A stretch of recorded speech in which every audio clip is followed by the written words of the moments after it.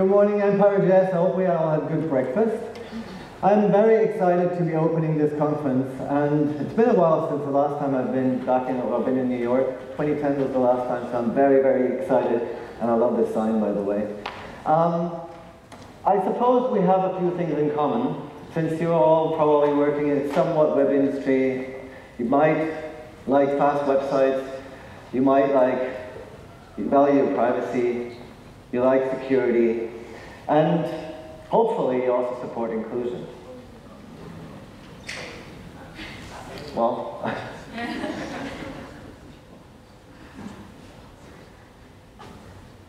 I'm just going to keep going anyway. So, I came all the way from Hong Kong. I've been based there for 10 years, originally from Germany. I'll have to skip a few slides when the picture comes back on, but that's fine. And I am a designer and developer, and used to have a creative agency, now turned consultancy, and I work with clients on their digital web products. A couple of years ago, I've been doing this for a long time, and a couple of years ago, I decided it's about time to do something new, something better, something that has a bit more meaning, or where we can build something where we can put a lot of ideals or ideas into it. And I talked to two friends of mine, and we decided to build a product together, and that's what they just mentioned. We built a platform, a conference platform, and we wanted to put certain things into this which we had very strong opinions about. And one of those opinions was we wanted to build a better product.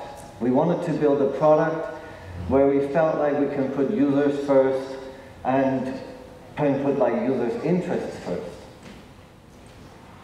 We also wanted to challenge the status quo, the status quo of how nowadays a lot of people build products, and we felt there has to be a somewhat better way of how we can approach this and how we can do this in general.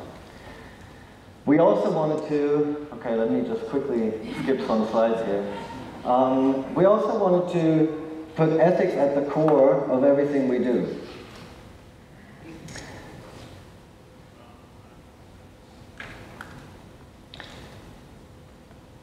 We wanted to put ethics at the core of everything we do. So hence we set out and started building something. And when we're speaking about ethics, if we look at the definition of ethics, we find a few things that might stick out. And one of them is it's a guiding philosophy.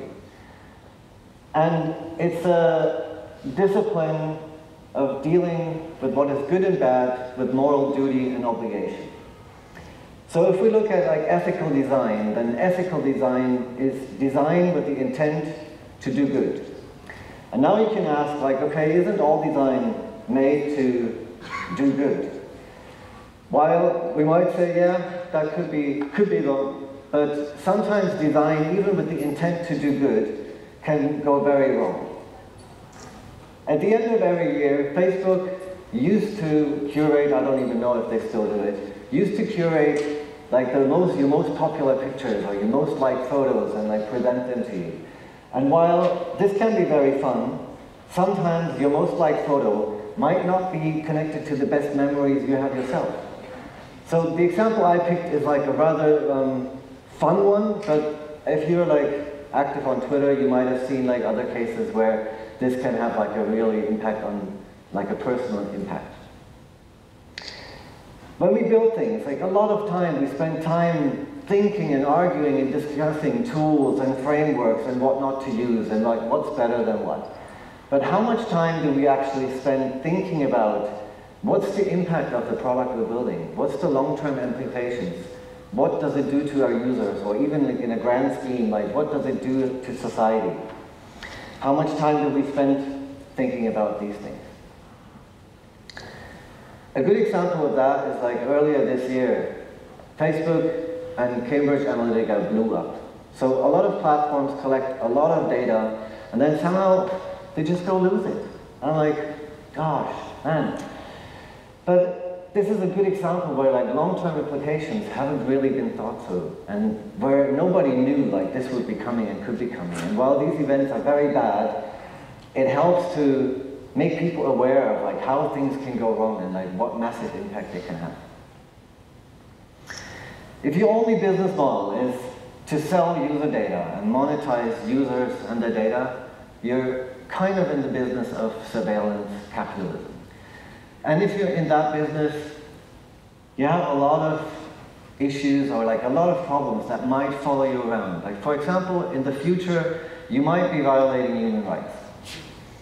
But even earlier, like even before that, you might, and that could be like even without you knowing it, you could be using data against people.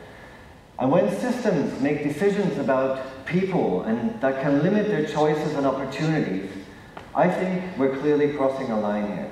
Because this is not something we should let happen just to make a profit.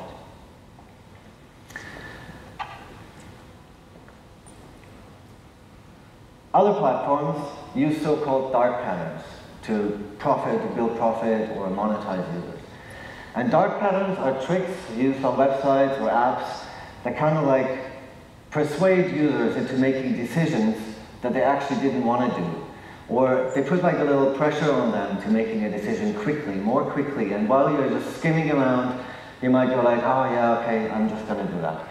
A very good example of such dark pattern is a cancellation page of a very well-known online newspaper. And in this example, the user has already made up his mind, or their mind, to cancel their subscription. And the only two options they're left with is chat with a sales representative or talk to our customer support. And the problem is, once you reach that point, you're likely to reach a very skilled person whose only goal is to persuade you to keep your subscription. And there's something fundamentally wrong with that. I want to do a quick show of hands, if I can see actually. How many of you like going on holidays? Okay, so that's pretty much expected. I think almost everyone likes that. I do like that too, and I wanted to tell you a little story. Like, when I go on holidays, I always only book the first night of my stay and the last night of my stay, and in between that, I took it very spontaneously because I like to go with the flow and see where it takes me.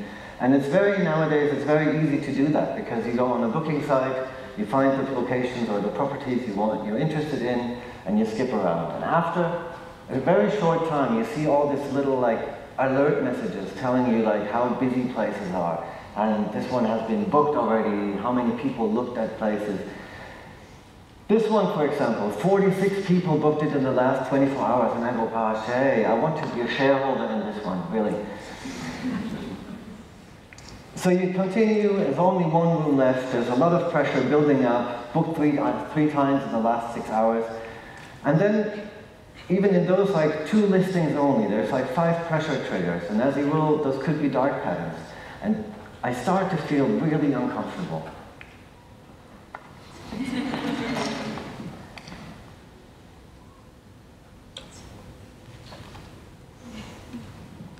And while for most of us, this is probably just a little bit stressful or even annoying, keep in mind that like for people with anxiety disorders, this kind of sense of urgency can actually cause anxiety or panic attacks.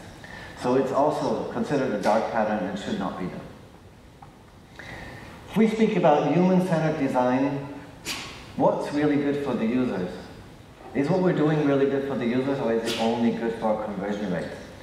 A lot of times in conversations about user experience, most of the time I hear like wireframes, user flows, how to improve designs and all of that stuff, but I think we should be looking at UX in like a much more holistic way, and it encompasses many, many more areas that are important for a great experience.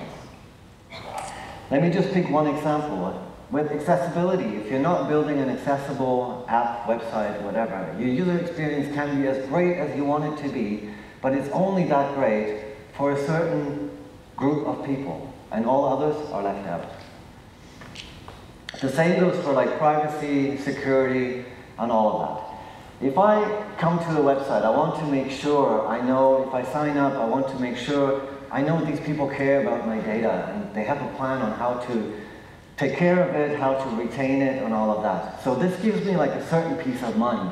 And this is also part of what makes a great, great experience for me. You want to feel at ease with what you're using. If we look at data breaches over the last 15 years, even in 2004, there have been a lot of breaches, and AOL starts out in 2004 with like a leak of like only 100 million data sets.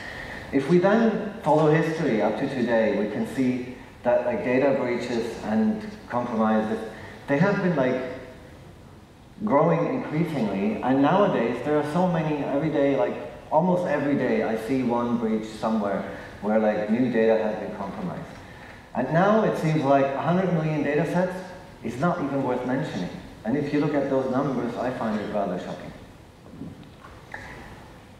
And again, if we only think about like how we can collect more and more data and how we can like use that data to probably make more profit, again, how much time do we actually spend thinking about how do we retain this data? How do we protect all this data that users are giving to us? What do we do to make sure it's not going to get compromised and end up on my list there? This is an important question that we need to spend more time on. In general, I would say the data you don't have stored is not going to make you any problems because it cannot be lost, leaked, or stolen. This doesn't go per se, but of course it's like a bit of an inspiration to think about like which data do you really, really need and which others do you just collect for, I don't know, probably ego or just to have it, just in case. I would rather go the other way and suggest you only collect it when you really need it. If you flip this around from like taking from the user to giving to the user, it's about like what do we serve our users? And if we speak about like serving our users, I think about web performance, and there's a nice saying in web performance community, which is like, no request is the best request at all.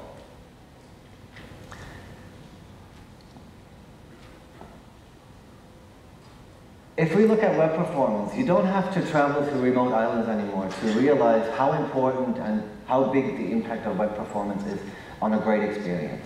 You can find that in like developed cities or countries.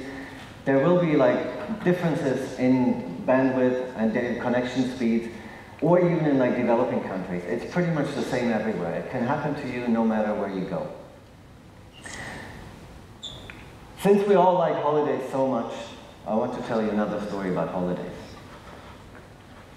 Last year I went to Cambodia for Christmas, and instead of taking a car from all the way from the north all the way to the south and like save a day, we decided, okay, let's take a flight instead. I went on like many of those flight comparison sites to find a suitable flight, and on none of those sites I made it to actually checkout. I was not able to purchase a flight. Then I was like, okay, fair enough, can happen. Connection is pretty bad. Let's go to the airline website directly. I did that. Unfortunately, the homepage didn't even load because someone decided, even in that country where you should know like connection can be bad, somebody decided to throw like 4 massive hero images on it and like a ton of JavaScript. And I'm like, wow, what's the use of this? Like, what's the user experience? And it's like not the smartest way to do if you actually want people to convert.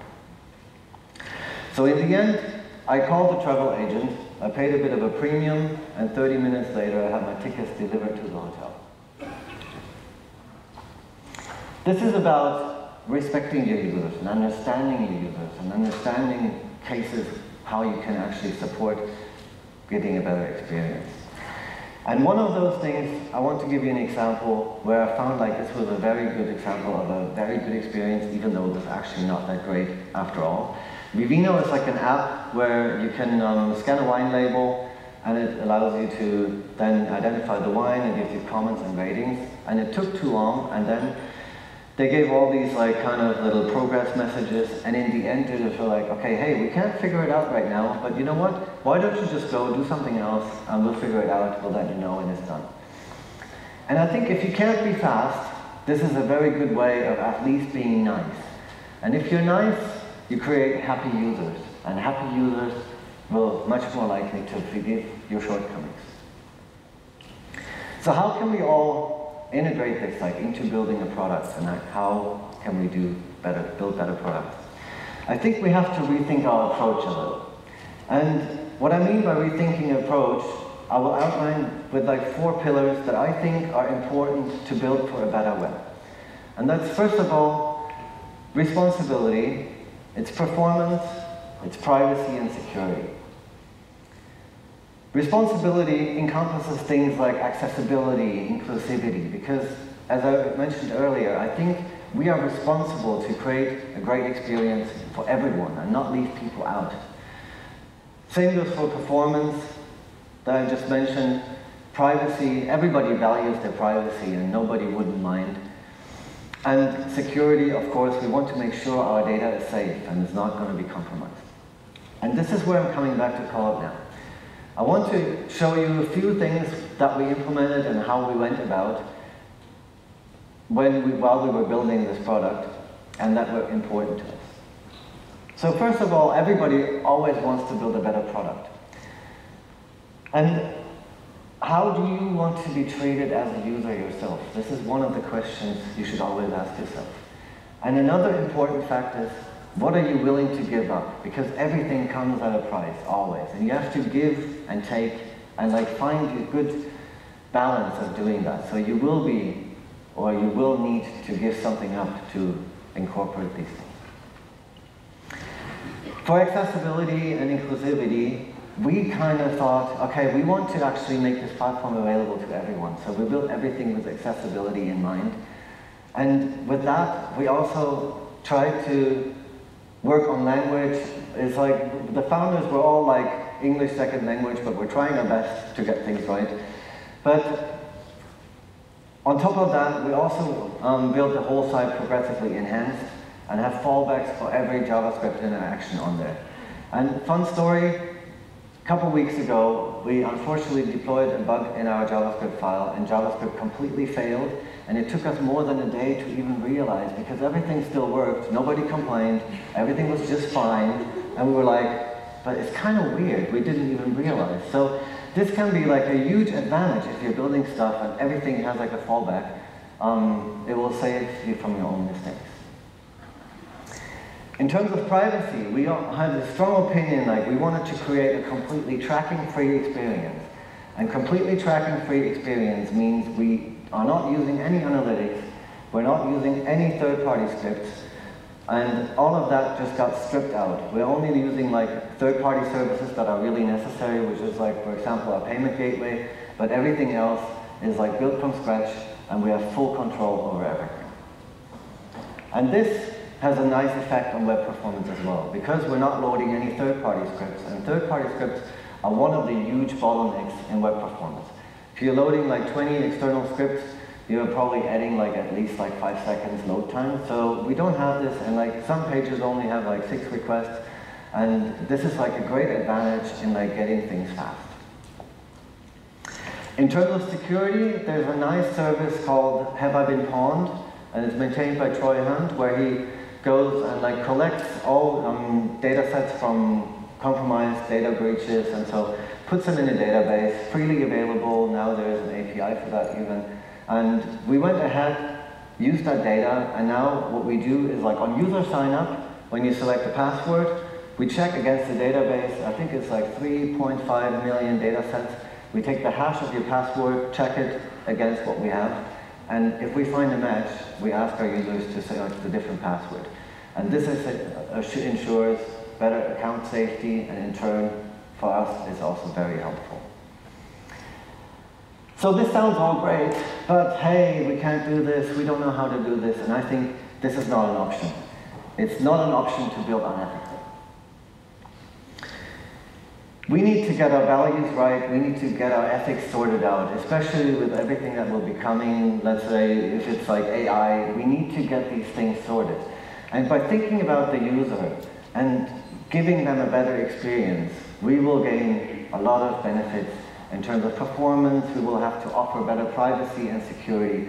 And last but not least, it also makes us better designers and better developers who get better at our craft because we get to build awesome stuff.